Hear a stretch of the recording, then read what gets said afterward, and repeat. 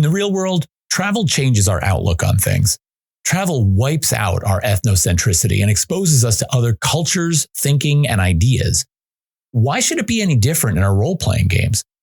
Could we not invoke travel time and travel mechanics in a way that rounds out our characters in interesting ways? There are so many DMs that default to skipping travel, moving their campaigns quickly from town to town, or worse, they use travel as a same scenario situation of random encounter rolls that have no context, that go just like this. Who is taking first watch? Roll a perception check. And there's a sound just outside the camp. Roll for initiative. So boring. This is what we're talking about in today's episode. We are talking about travel in D&D and your TTRPGs. Stay tuned.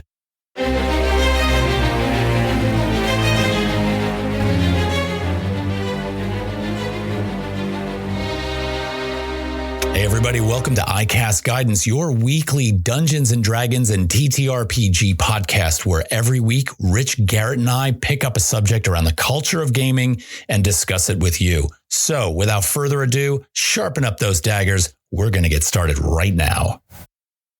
Welcome to iCast Guidance, guys, your favorite podcast. How we doing, Todd and Garrett? I'm doing all right this morning. Yeah, I'm doing good. I'm excited about today's topic. I can't wait. It's such an important topic. I think we're going to have a good discussion on travel in D&D.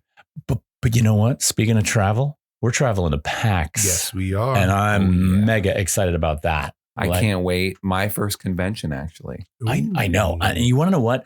I'm secretly kind of excited to take you to your first convention. I know. I want to see, I'm actually going to be watching you to see the look on your face when we walk in there. Because I think you're going to be like, holy shit. Dude, I'm going to just blow up. Todd's excited to pop Rich's convention cherry. You know, we were all thinking it, and you said I had to say it. Yes, I'm sorry, but I did. You just take It's the gonna be low-hanging fun. fruit, don't you? I'm excited for you. Thank you. Thank Yes. you. Well, you have to admit, PAX is a really special event in its scope and scale and you know, the illnesses we catch afterwards from, of course, you know, being trapped in a room with 60,000 people. That's standard, I think, for any convention. And we're all getting ready right now. I know me and Todd got our cloaks. Yeah. Yeah, we got killer cloaks. Mm-hmm. So I'm excited about that too. I'm not afraid to let that nerd fly. Oh, not at all. No. So, Speaking of nerd fly, we have a comment this week that we want to talk about. oh my God. Yes. I didn't know where you were going with that. Yeah, I didn't know. Yeah, I put a question up on the community tab over on our YouTube channel. And if you guys follow us or subscribe to us on YouTube, you can follow that community tab, which we're embracing that. I think that's relatively new for YouTube, the community tab as a forum for posting text, posting images. But I put a question up there and I basically asked, when we think of travel, what are some of the issues that we normally think about? Like what comes up? And so one of our followers, Geo Otter, said, thanks for making a video on this subject. I prefer to have an encounter pre-made for travel if the party chooses to take that route. I want to feel prepared and reward my party for exploring the wilderness without having to worry about random encounters I can't control. And I thought, wow, this is laying some really good groundwork for the discussion today, on many levels, because I think a lot of this is, one of the problems with travel encounters is they feel either contrived, they feel so random that we can't really, contextualize them, or it feels like they're outside of our control.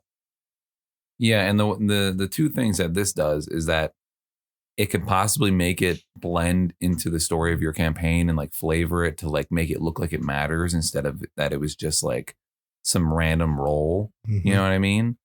And also it takes away the kind of tedious nature of doing 7 encounters before you actually get to your destination, which by the 7th, you're like, no, I like the idea of a planned encounter that could work on your storyline. If you randomly encounter something that just doesn't fit in your,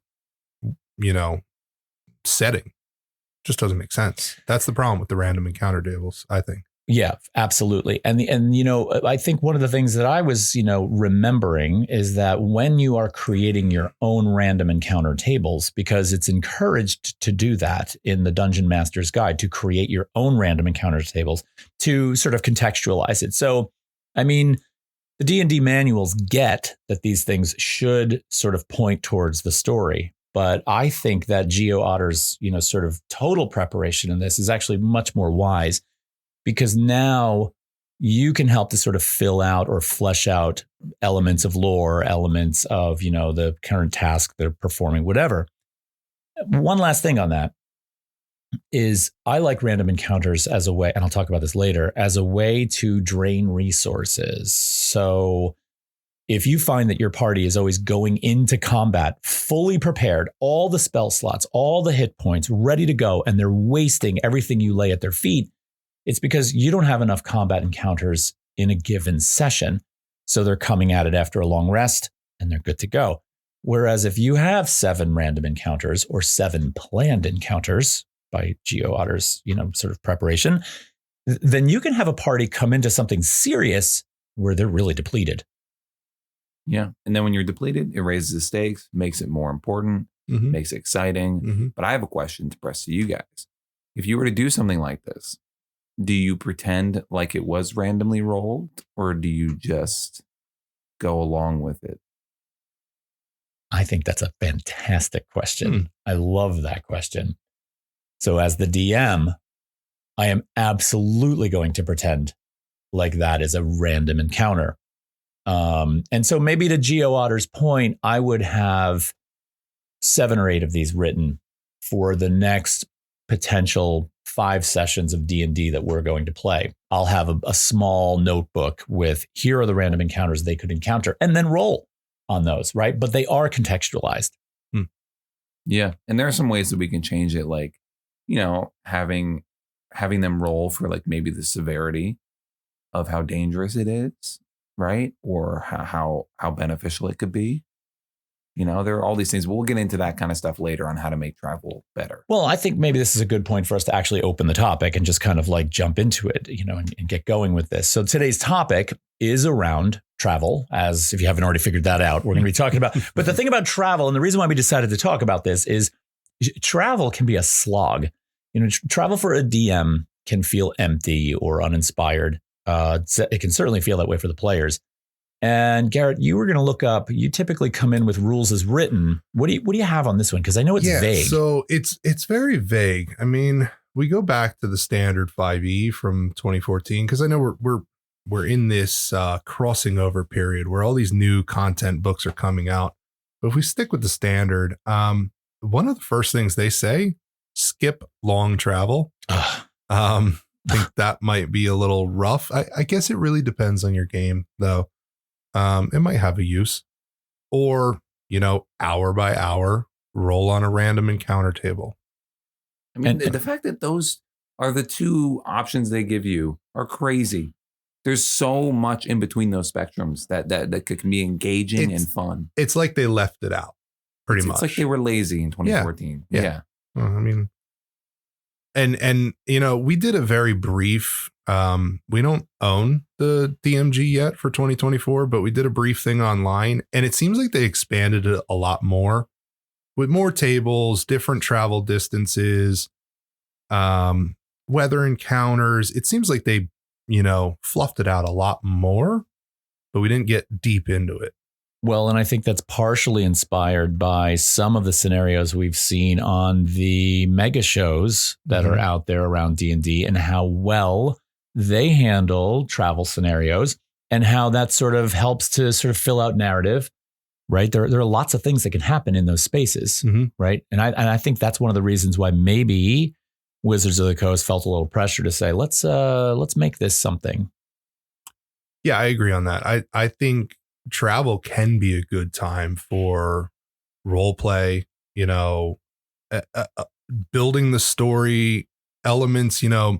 I like when we're playing the game, get into that campfire at the end of the night, rolling for those checks, hanging out with the party. I think it gives a good amount of time for role play scenarios or whatever, just to, expand on your story.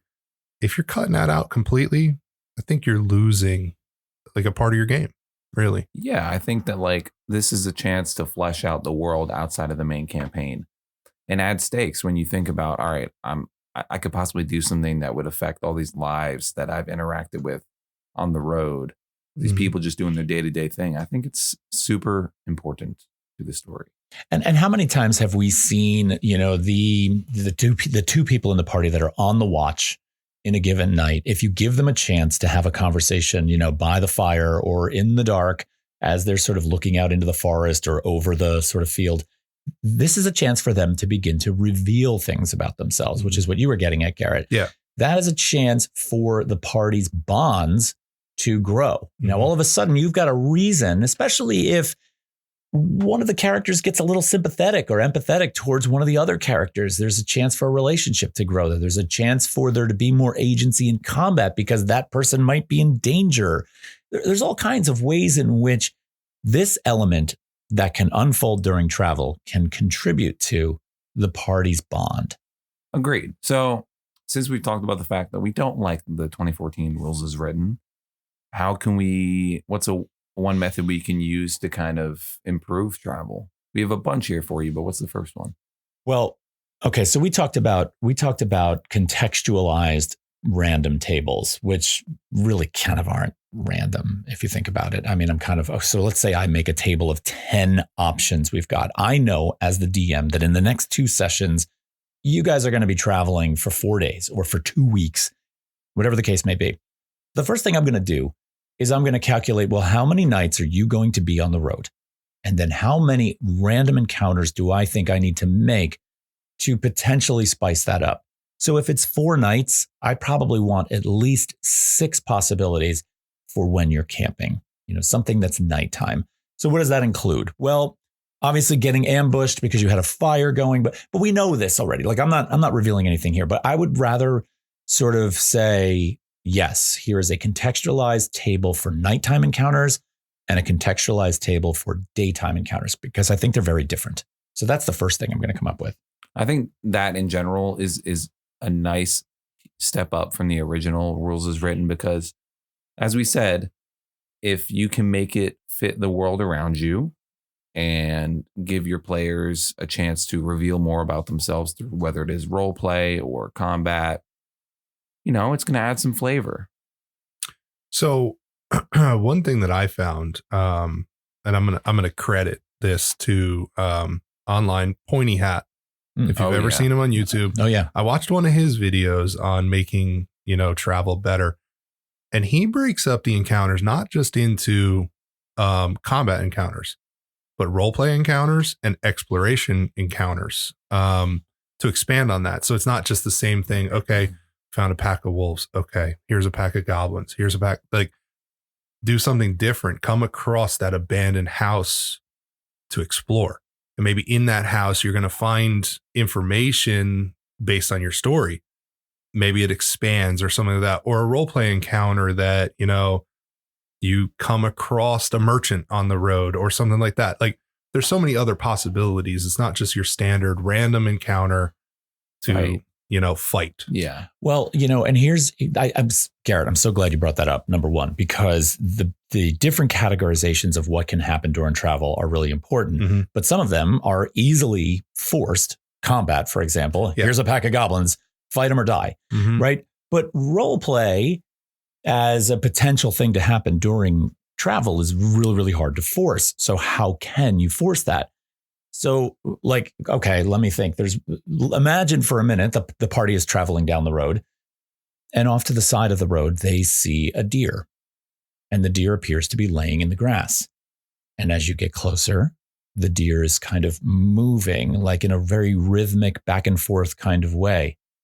And this is curious. And so the party begins to approach cautiously, and you get closer and you realize that all 4 of the deer's legs are broken. And it's trying to get up and it can't. You have no idea what did this, whether it was some kind of nefarious force, whether it got hit by a passing wagon, whatever the case may be. The deer has 4 broken legs. And now all of a sudden you get to flesh out some of the sort of heart-wrenching and moralistic, elements of your party members. Because someone's just going to be like, I walk up to it and put it out of its misery. And someone else is going to be like, no. Now you've got something. Yeah. That's a beautiful moment also to find out alignment. Yeah. Yeah, I didn't know where you were going at first with this deer, but yeah, that just spiced up, that little encounter right there.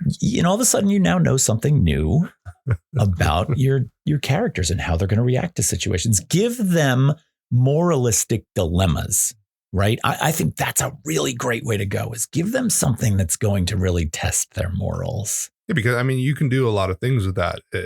If there's a druid in your party or something, like they might want to speak with that animal to figure out what happened.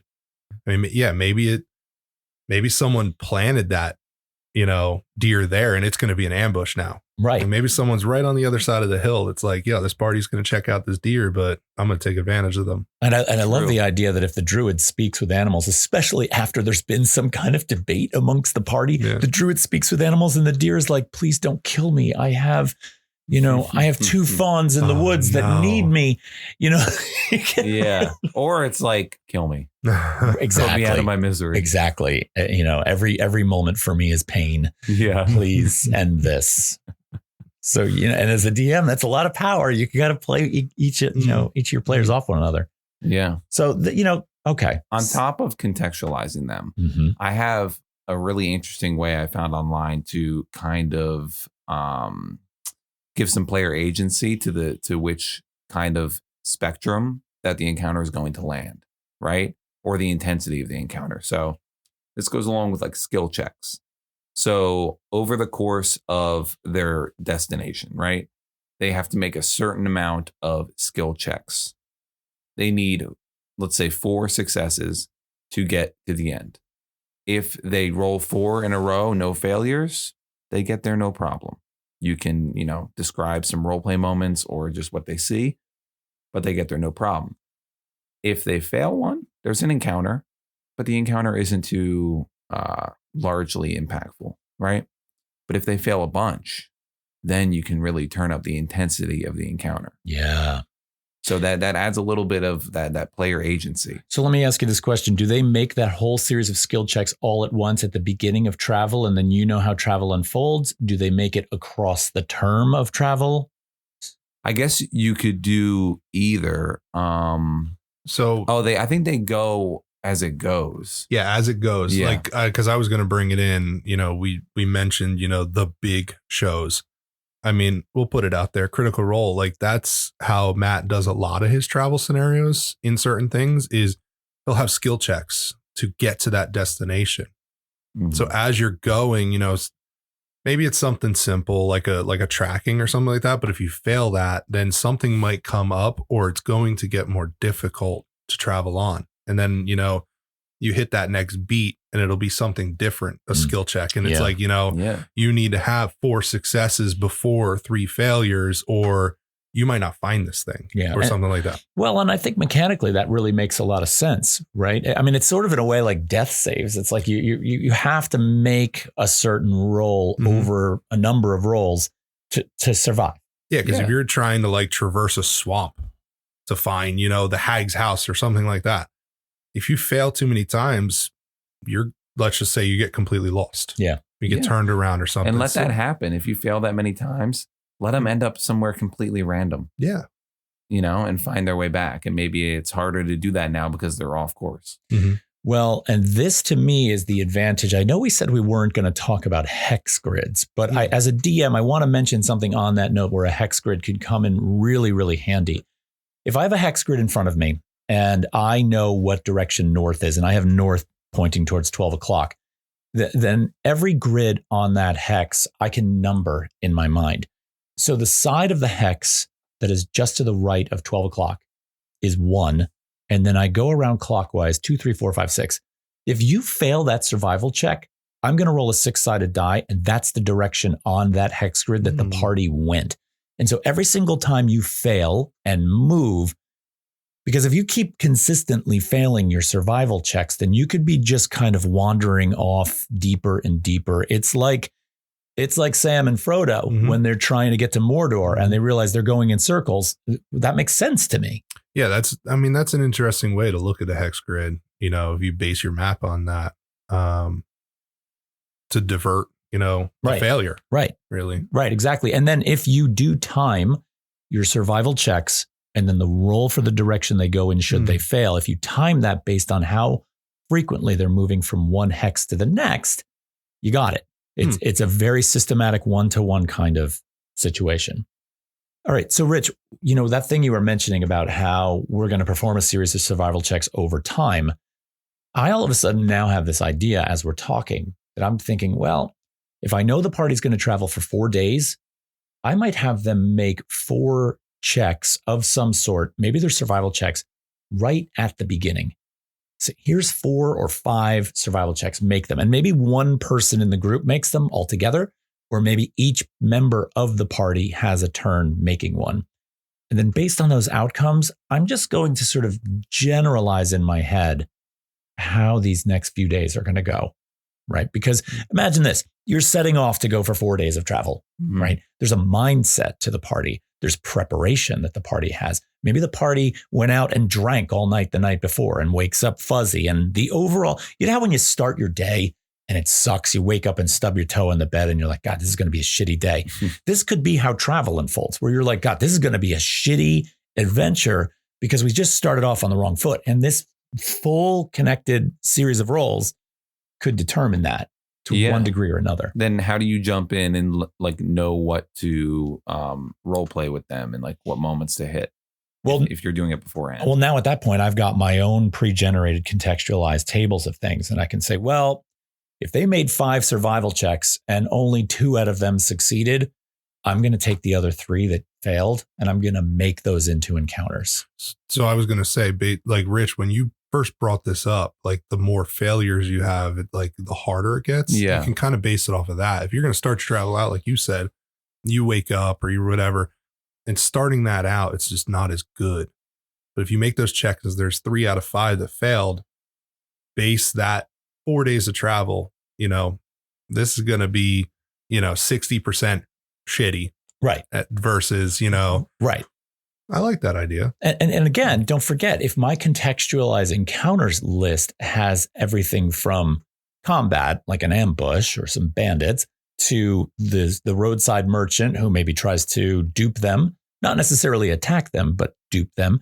These could all be, I think there should be tables that have help and tables that have, adversarial kind of situations.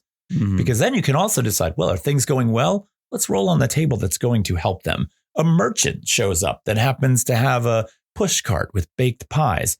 And those pies give you a +1 to Constitution for an hour because they just tasted so good. Well, if it's going bad, are you ever going to get help then when they need it? Wait, if it's going bad, what? So if the party's travel isn't going great, right? They stub their toe, they're feeling lazy, they're hungover. Are they going to get help in that moment?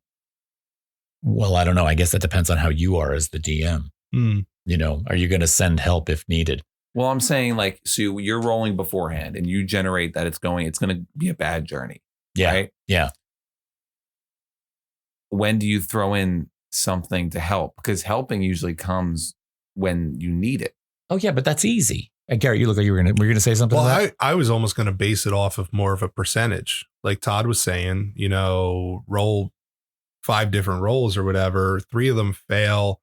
Then maybe you could look at it on a D10 if you're going to determine a chart or whatever. I'm not a DM, so I don't really come up with these charts and stuff like that.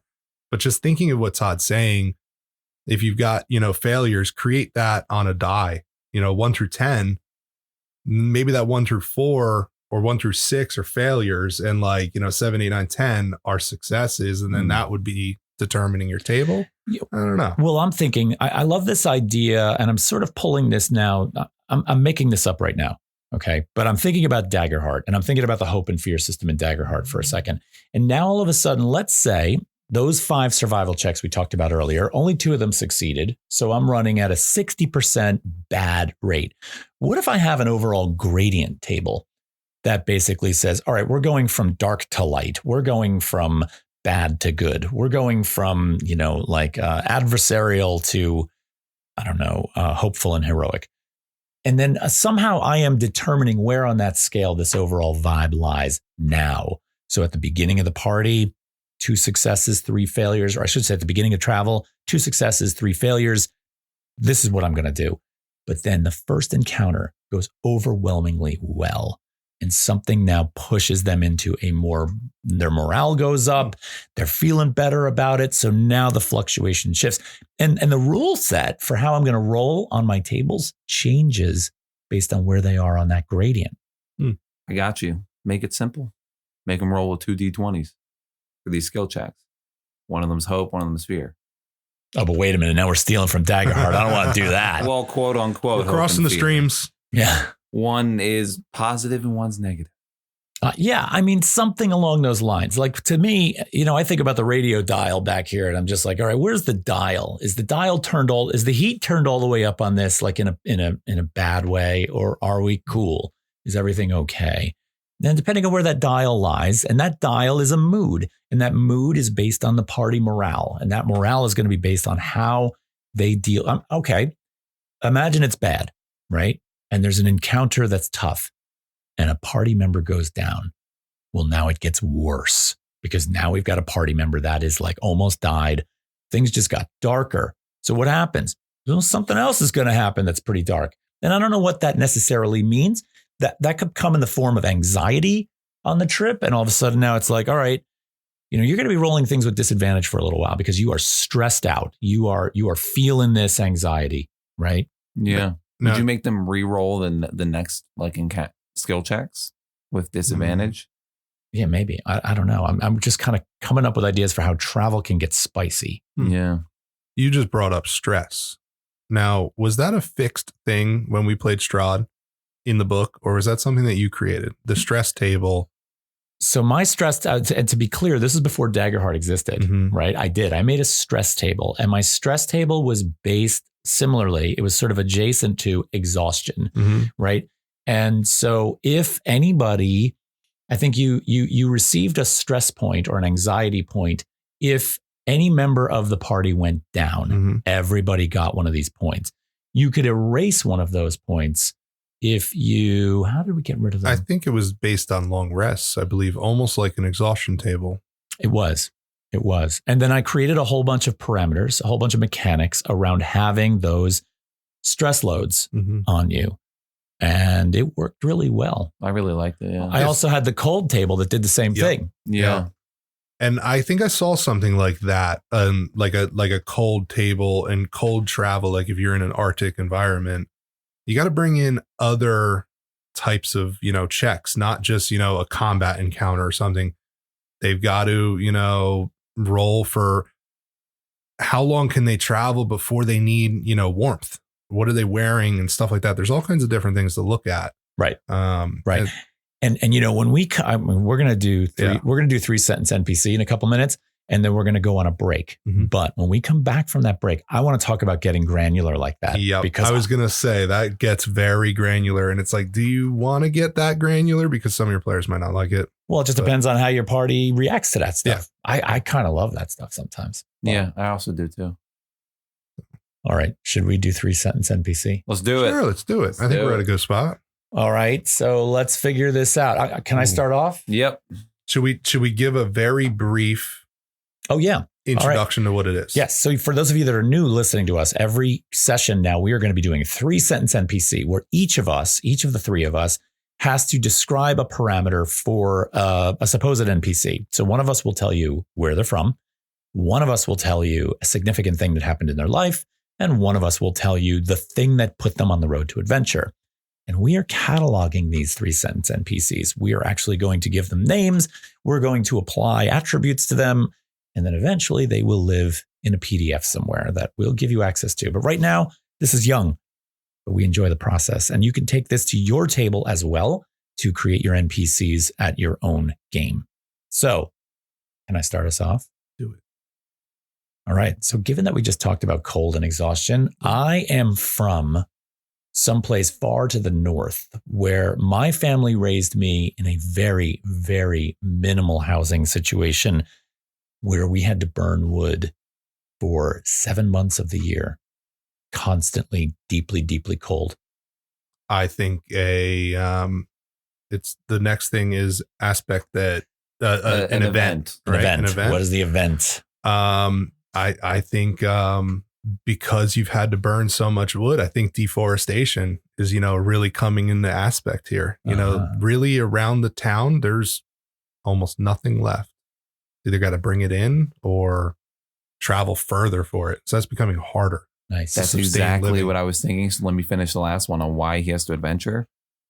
The surrounding nature is starting to revolt against them for what they've done to their home and the trees around.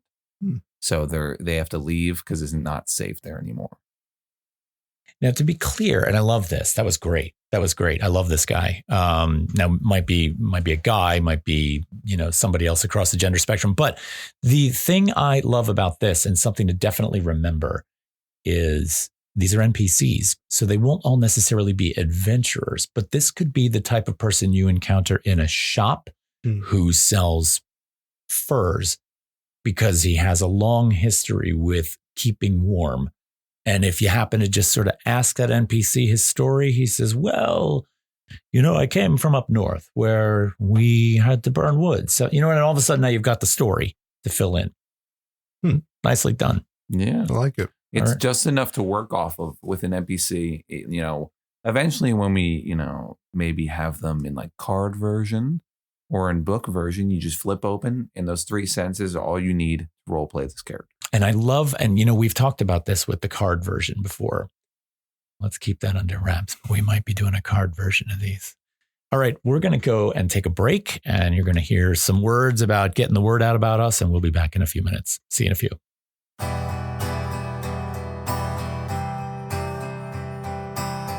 Hey, esteemed listeners. Listen, if you like what we're up to today and you like the content that we produce here at Wither and Bloom Studios and what we talk about on iCast Guidance, today's request is going to be a little bit different. Sometimes I'm trying to get you to subscribe. Sometimes I'm trying to get you to go over to Patreon and support us. Today, I think I'm going to just ask you to share the word. Tell people that we're out there. Tell people that this podcast exists. Tell people that Wither and Bloom Studios are putting together a good thing. I see comments on our channel all the time that we're underrated. And we really want to grow. We want to talk to more people. We love getting into a bigger community. And I feel like you all can help us do that. So do me a favor this week. Tell a friend we're out there. See if you can get someone to listen. It'd be greatly appreciated. All right, let's get back to the show.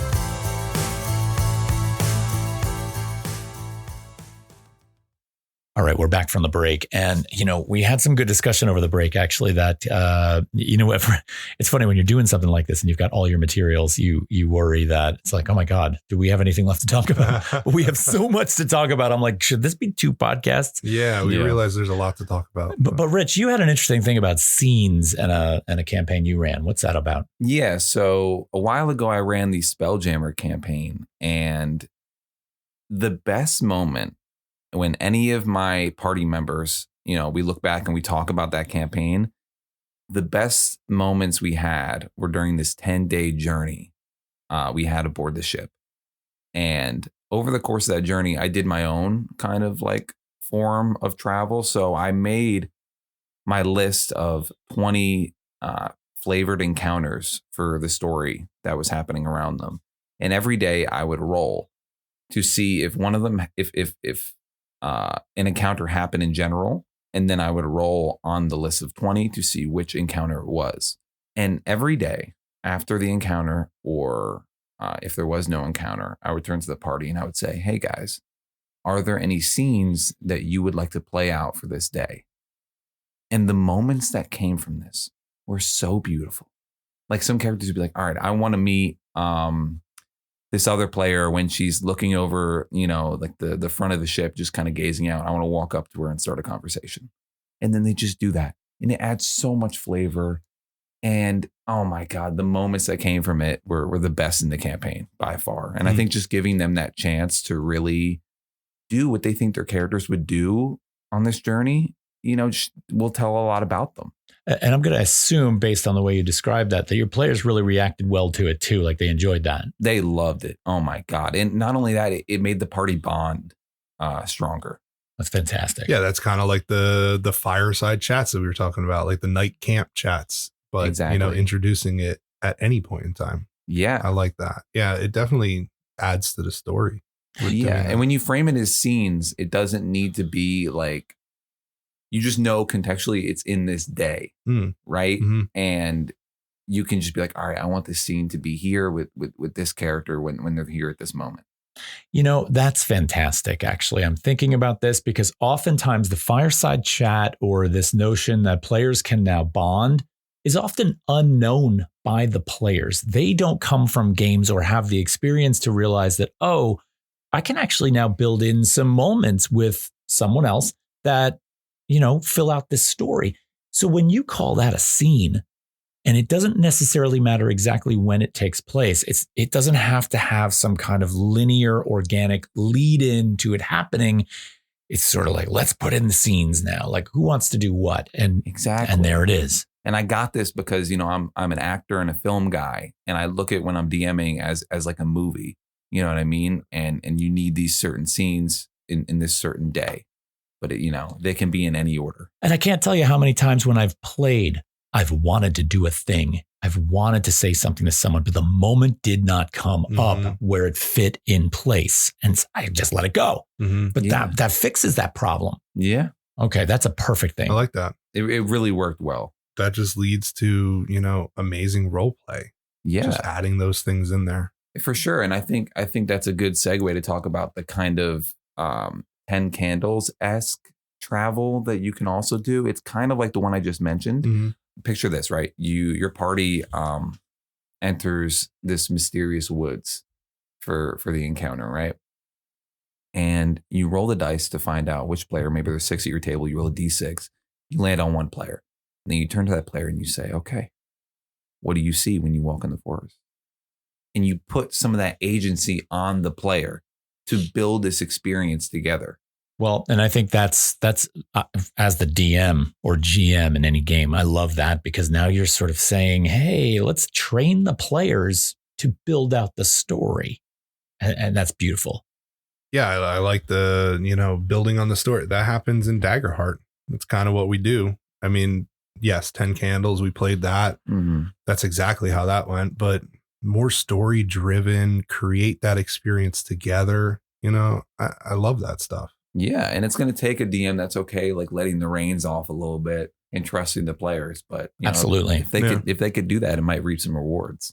Absolutely. Garrett, you had some stuff related to other tables that we could create. So bringing it back to, you know, I talked about this earlier about the different, you know, maybe a role play encounter, combat encounter, but create other tables that are just not just combat, but maybe a weather table. Create a table that you're going to roll. If you're traveling, let's just make it easy. Let's bring it up into like an Arctic area, northern area. You roll on that table. Are you going to encounter a blizzard while you're traveling? Like that's going to, you know, it could completely halt your travel for a whole day. You might need to hunker down and like, you know, find cover. Maybe, you know, we're in a rainforest area and you encounter a monsoon. It's like you might be swept away in a flood. I love, you know, these different types of tables. Yeah. And what's beautiful about that is how one table. So first of all, imagine we have these contextualized tables for all different types of climates. You've got the Arctic one. You've got one that takes place in the Sylvan forest. You've got one that takes place on the shoreline. And then with the basic weather conditions that might go from, you know, simple, beautiful sunny day all the way up to stormy, trip off the need to roll on another table. Yep. And that next table now decides severity or another set of encounters that could come because of that weather. That's freaking awesome. Yeah, no, I like, you know, you're in the Arctic, a blizzard's coming. Maybe that blizzard is caused by the dragon that's in the area. The dragon is coming for you, you know, so you had to roll in another table. It's like, are you going to encounter that foe? Right. Right. You know? Or it's coming and the blizzard is coming. And now every hour you have to roll on a table to decide if you are, you know, affected by the cold. Yep. Right. Maybe you get frostbite from the cold and you're going to take cold damage from that. There's so many ways in which your dexterity is, you know, less because of it, because you're freezing. Yeah. This is another way to sort of, you know, like if you're the DM that needs to deplete a few spell slots and knock them down a few hit points so that you can have an encounter that's got some, you know, urgency to it. Here's another way to do that. That's not necessarily a bunch of micro encounters that just, chip away at them. Yeah. I mean, there's so many ways you can expand on it. Maybe you're in like a flight travel, you're on an airship or something. There's all kinds of tables that can add to the severity of that. Yeah. Yeah. So bring the environment in. And it's also gonna interfere with the NPCs, right? Because if it's snowing really bad, maybe you'll find someone that needs help. True. Maybe the carriage got stuck. Yeah. Or, if it's really rainy out, usually merchants and people just looking to take a nice stroll won't be out. So you'll find more shady characters, Well, and imagine it's pouring rain and you're on just a typical trade road with a wagon and some horses. And all of a sudden, the rain is very heavy. And so the road becomes, mildly flooded. The wagon wheel hits a pothole and the wagon has a potential to break, which means you got to either fix the wagon or ditch the wagon. Now what? This is really, these are ways to really kind of dig in, make things a little bit more, granular. Yeah, don't make it just sunshine and rainbows every single day. And it's just like, okay, did we encounter a wolf or a bear or a goblin pack? Use the environment to your, advantage. Exactly. I think what the random encounters are supposed to do during travel is they spur avenues to other exploration, right? And this thought that in the 2014 DMG, they said, oh, just skip it. That made me realize something. I've been playing D&D since 1E. And back in 1E, one of the things I loved about this game was that one gold piece equaled one experience point. And this is pivotal because what this encouraged you to do is remember, back then it was a lot of dungeon crawls. And if a gold piece equaled experience, your primary means of leveling up your character and advancing were about collecting treasure, which meant you had to explore. And so the game encouraged opening up that door, seeing what was on the other side, looking for that chest. You wanted to find those things. I believe that we as game players, especially the DMs and GMs out there, condition your players to do what you want them to do, right? So if they're going to look under that rock or go check to see what's over the edge of the cliff, if you want them to explore more, reward them for exploring. Have them find something. Don't say to them, oh, you want to look at behind the grove of trees over there? Roll a perception check. And then, of course, they fail and there's nothing there. That's not a real good way of encouraging your players to explore. If they want to go look behind that grove of trees, you find an abandoned house. Let's go in. Let's see what we find in there. And now all of a sudden they have positive reinforcement for making the move to explore. And that's going to get the game more interesting. Yeah, I can't agree more. As a player, I usually want to explore different things. I want to look for those different, but the DM's going to have to give a little bit of a layup. And if you're traveling, explain that, you're seeing this cluster of trees off in the distance to make the player want to do that. It's going to require more work from the DM. Well, yeah. Because they're going to have to kind of have these frameworks in mind. I'm going to say not always. I'm going to say that sometimes I have players where we're bedding down for the night. I have not described anything out of the ordinary, or you're just walking along the trail. And one of you guys will say to me, hey, I want to make a perception check just to kind of look around and see if anything feels out of the ordinary. That just triggered that's saying to me, hey, let's put something in here. Let's reward them. Let's make them, they're asking to do something. Let's give them something for that. Yeah, that's right. Yeah, the player's got to be part of it also. Can't just be all in the DM, but like you just said, the player has to kind of show interest in exploring. Well, there is that kind of work smarter, not harder, right? You're waiting for the characters to show initiation that they want to look. And then you can let the cogs turn and try to, come up with something that's contextually there. Right. Right. And so this idea, I was really bothered by the fact that, travel seems to be, and great. 2024 DMG is sort of bringing in strategies to make travel better. Good. I'm glad we're going in this direction. I'm glad that we're rewarding players for the time between major story beats. Yeah, I mean, not to try and be an advocate for the skip the combat or skip the travel. I guess it depends on your story, really. Like, do you need the travel? Is it going to expand at all on your story?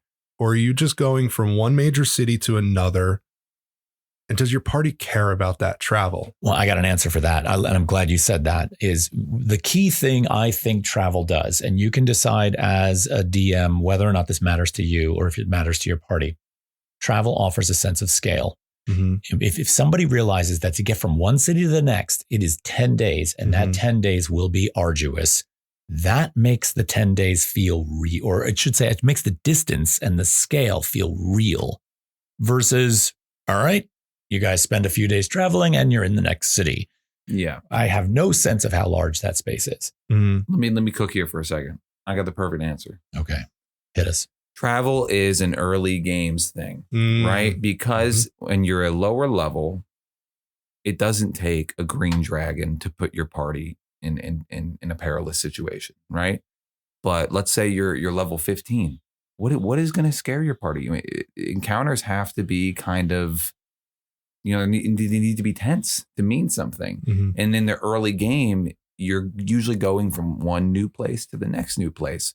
So figuring out what that road is like in between is super important. But as you've traveled this road many a times, it's not as important to roll every encounter there, or you can even like skip it all in all if the story beats are really going. And I think, those two things go hand in hand, right? When you're a lower level, you want to do it because, the story's kind of finding its own way. But as your characters get more powerful, one, it takes a lot to scare them on the road, but also the story beats are probably rolling and getting really hot. So you want to just move from one story beat to the next. You don't want to bog it down with the same travel they've been doing for the past 10 levels. Well, and also one logical way to contextualize that is when they're level 15, they probably have discovered some circles of teleportation. Yep. They probably have found some portals. They might have flying mounts, like things that are going to obviously get them there faster. Exactly. Maybe they find a portal system that goes to all the different cities they've traveled to, and they can put a rock down in the new city so that it opens up a new portal. You know what I mean? Exactly. Something like that.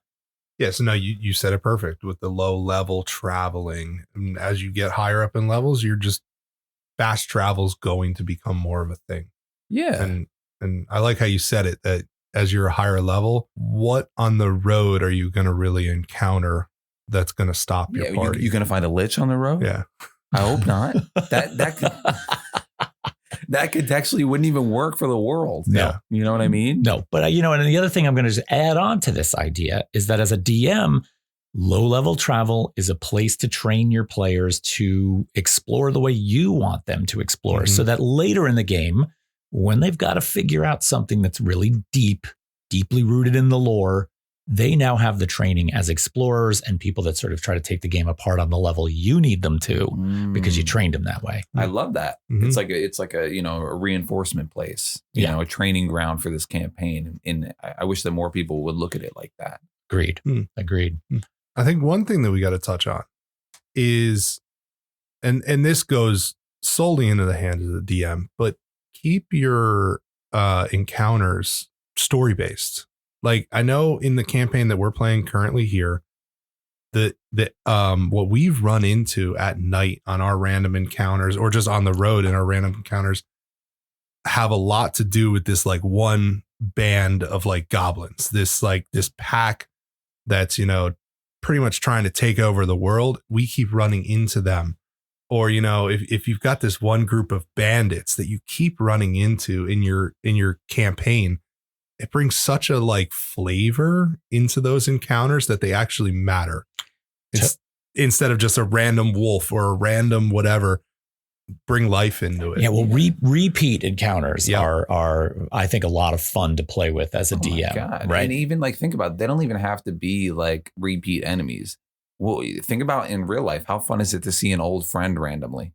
Well, this happens in Curse of Strahd. I mean, no spoilers here, but in Curse of Strahd, the good DM is going to have Strahd popping up in places all the time, which keeps you on your toes because that is some terrifying shit when all of a sudden he walks around from the side of a building because he's like, hey, everybody, I'm back.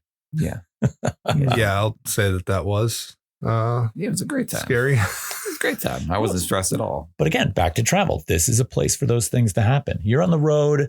You don't have town guards around to save your butts. You're exposed. You're vulnerable. What could happen over and over again? Also, just like a general note, like if you have been working on this homebrew world of yours for a long time, use travel as a chance to kind of paint the overarching picture and like the feeling of maybe like the general populace, like the lower class. You know what I mean? Oh, that's great. I love that. Yeah, because the occasional person you run into on the road, you know, they've got woes or excitement or ambition or disease, or, you know, you can really flesh out a lot with that. Yeah, That's for sure. That's good. Well, I think we got to wrap it up, you guys. I think we do too. We're close to the end here. I am going to say this. If you are going to PAX, first of all, definitely like and subscribe. Okay. Please do that. Go over to our YouTube channel at Wither and Bloom Studios on YouTube and hit that subscribe button. And then comment on this video, because we need some stuff to read out for comments for next week. And we would love it if you did that. But more importantly, if you're going to PAX, track us down. If you see us on the floor at PAX, come up and mention iCast Guidance. I got a really cool sticker to give you. If you mention that, first of all, you're going to melt my heart, because we're not a huge podcast yet. But I'm really hoping that somebody comes up and says, hey, I listened to you guys, and I'm going to give you a sticker, and I'm going to give you one hell of a look of admiration. Look for the green and blue cloaks. That's right. That's right. We're out there. All right, you guys, this is a great topic today. I really had a fun time talking about this. This is a good topic. Yeah. Good discussion. Yeah, me too. All I right. like this one a lot. All right. We will see all of you next week. We're looking forward to the next one. And thanks for listening to iCast Guidance. We will talk to y'all soon. Take care. Adios. Peace. All right, everybody. Thank you for listening to iCast Guidance.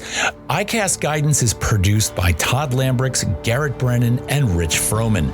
We drop this podcast every week, and we are looking forward to having you hang out for more. Don't forget to head on over to Wither and Bloom Studios on YouTube, follow our channel, and definitely comment on what you see there. We will probably read those on this show. Thanks again for listening. We look forward to next time.